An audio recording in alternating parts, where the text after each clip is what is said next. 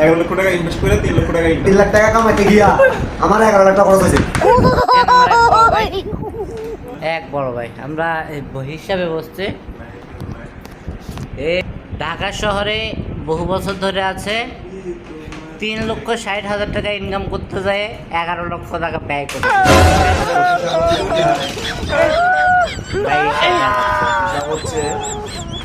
এটা হচ্ছে আমার মূল হিসাব।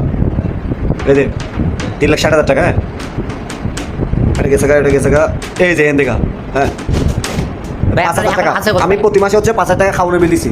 প্রতি মাসে খাউন আর হচ্ছে মানে ঘুমান, এটা 5,000 টাকা আমার প্রতি মাসে গেছে। 6 বছর এসে করলাম, 6 বছর হচ্ছে কত 6-12 কত না এনা আছে, অবশ্য আছে।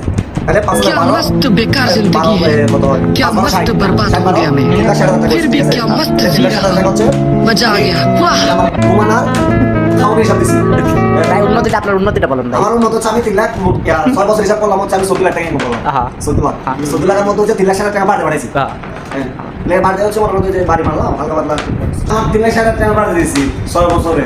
তাহলে ইনকাম করছে কত 14 লাখ। তাহলে 3,60,000 টাকা গেছে হচ্ছে আমার খাউন আর ঘুমানো, খাউন আর ঘুমানো।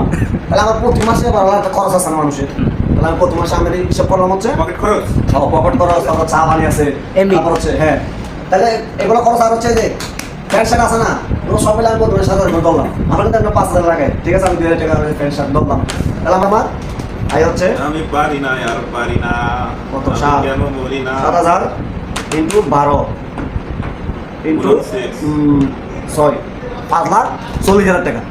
এটা কিসের খরচ? এটা হচ্ছে আমার যে খাউন টাউন হ্যাঁ আউটফিট খরচ আর কি আসলে বাইরে নাস্তা পানি খাই না, ওটার পর 10 টাকা একবার যায়। 3 5 8 7 8 লাখ। হ্যাঁ তাহলে গেল হচ্ছে এদিকে খরচ কত 5 লাখ কত 11.5 কি হচ্ছে 3,60,000 করে জাস্ট 3,60,000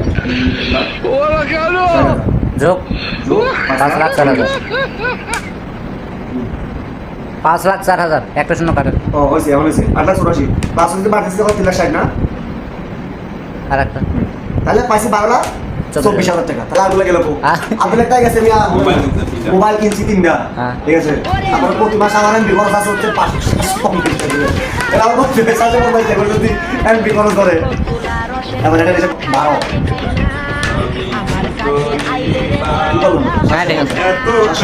12 তাহলে ইনটু 6 হতে গেছে আমার মোবাইল বিল। বাড়িতে 3,60,000 টাকা পাঠিয়েছে, সে টাকাটা যে কোনো খাতে লাগছে, উপকার হয়েছে সংসারে। এই উপকারটা করতে গিয়ে সে নিজেদের পিছনে ইনভেস্ট করছে 10 লাখ 15 লাখ টাকা বা 11 লক্ষ টাকা। তাহলে 11 লক্ষ টাকা ইনভেস্ট করে 3 লক্ষ টাকা ইনকাম। তার মানে কি বর্তমানে